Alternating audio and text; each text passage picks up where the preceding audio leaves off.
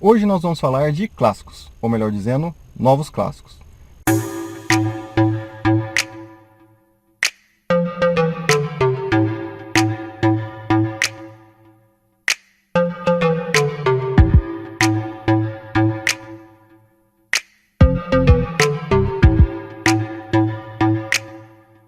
Que são carros que esse ano de 2020 interam 30 anos de sua produção. Mas o que é isso? Significa que o carro pode receber a placa preta. A placa preta é uma brecha da legislação para que carros antigos possam continuar rodando, mesmo não tendo itens que são exigidos hoje, como por exemplo o cinto de segurança de 3 pontos e encosto de cabeça em todos os lugares do carro. Então, esses itens, se fosse seguido à risca, mesmo os carros mais antigos teriam que se adaptar para continuar rodando. Mas o que na verdade, muitas vezes, a legislação não é cumprida ao pé da letra e fica restrita somente aos carros que são fabricados a partir da data que a legislação entra em vigor. Mas a placa preta foi criada justamente para que carros antigos tenham liberdade de continuar rodando, mesmo sem os itens necessários e exigidos na legislação.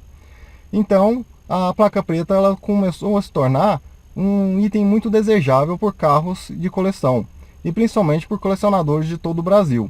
E isso também gerou uma valorização dos carros por possuir essa placa preta. Então esse ano já tem alguns modelos que vão inteirar 30 anos e vão poder receber a placa preta. Aqui eu vou fazer uma lista dos 5 carros que na minha opinião são os principais e que podem receber a placa preta agora de 2020. Então vamos começar agora com essa lista.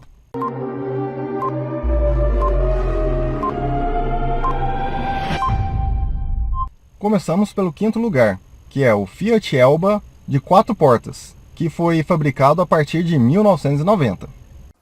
Embora o Fiat Elba tenha sido lançado em 1986, a versão 4 portas foi lançada somente em 1990 e ficou famoso por conta do ex-presidente Collor, devido ao fato de um cheque vindo de uma conta fantasma de PC Farias, que era tesoureiro da campanha de Collor e organizador dos esquemas do ex-presidente. Esse cheque foi usado para comprar um Fiat Elba, que mais tarde foi encontrado em poder do Collor e estava na casa da Dinda. Esse fato fez do Fiat Elba o carro mais famoso do Brasil na época. Nosso 4º lugar, na verdade, são 2 carros, mas é um projeto da Auto Latina que, na verdade, os 2 carros são o mesmo carro, mas com nome diferente, que é o Volkswagen Apollo e o Ford Verona.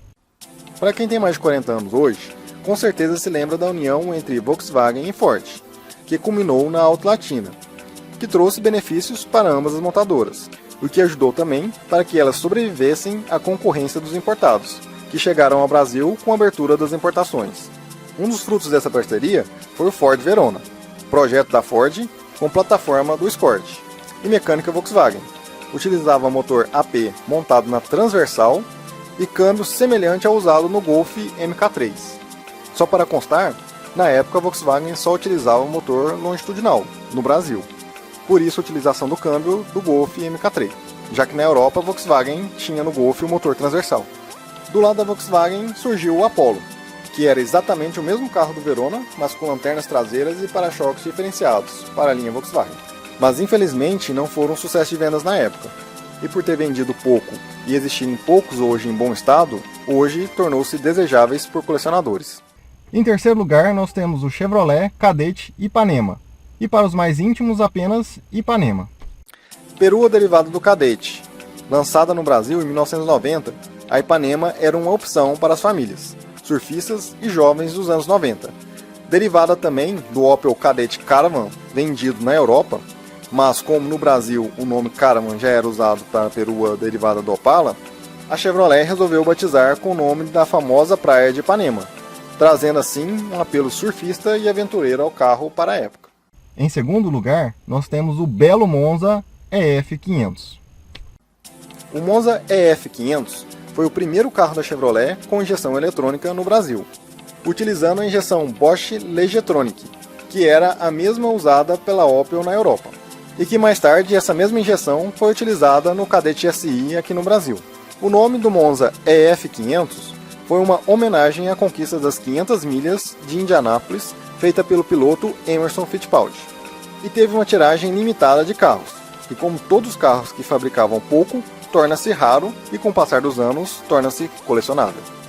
e o que fez dele uma versão extremamente rara e muito valorizada por antigomobilistas. E em primeiríssimo lugar, nós temos o raríssimo Santana Executivo. Foi o primeiro Santana com injeção eletrônica, embora o primeiro carro do Brasil com injeção eletrônica tenha sido o Gol GTI.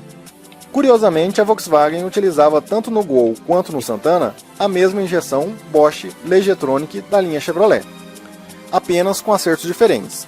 E apenas para constar também, a Bosch Legetronic já era uma injeção eletrônica ultrapassada na Europa, mas no Brasil tornou-se novidade, pois no Brasil só existiam carros com carburador, e na Europa e nos Estados Unidos já utilizavam injeção eletrônica desde fins dos anos 70 e início dos anos 80. O Santana Executivo ganhou status de colecionável por ser o último modelo antes da reestilização que o Santana sofreu em 1991, além de contar com acabamento primoroso, incluído câmbio automático, um luxo para a época, e rodas estilo BBS, que eram pintadas na cor dourada. Na época, era um carro para poucos, devido ao seu alto valor. Para se ter uma ideia, custava quase o mesmo valor de um Opala Diplomata, que era o carro mais caro fabricado no Brasil na época. E seguindo aquele raciocínio que eu já comentei anteriormente, como vendeu pouco, teve poucos carros, poucos sobreviveram aos anos e, consequentemente, tornou-se um carro desejável e muito valorizado na mão de colecionadores e antigomobilistas. Eu particularmente gosto muito de carros antigos, principalmente dos novos colecionáveis, que são esses carros que eu apresentei para vocês. Porque são carros de uma época onde eu comecei a pesquisar mais, entender mais de carro e procurar mais assuntos ligados ao automobilismo. Foi principalmente minha fonte de informação na época era a revista, e principalmente no Brasil a revista Quatro Rodas era referência. Uma época onde não existia internet, o acesso à informação era bem mais difícil que hoje. Mas, hoje eu posso estar compartilhando essas informações com vocês. Espero que tenham gostado desse conteúdo, para mim é um prazer fazer conteúdo desse tipo. Vou continuar, claro, com os lançamentos, as novidades, fazendo testes, reviews de carros, mas também gostaria de continuar com essa pegada de carros antigos em alguns vídeos, justamente para atrair o interesse de um público que talvez tenha interesse também nesse tipo de informação, assim como eu. Então, se gostou mesmo, deixa o like aí no vídeo, compartilhe ele e nos vemos no próximo vídeo.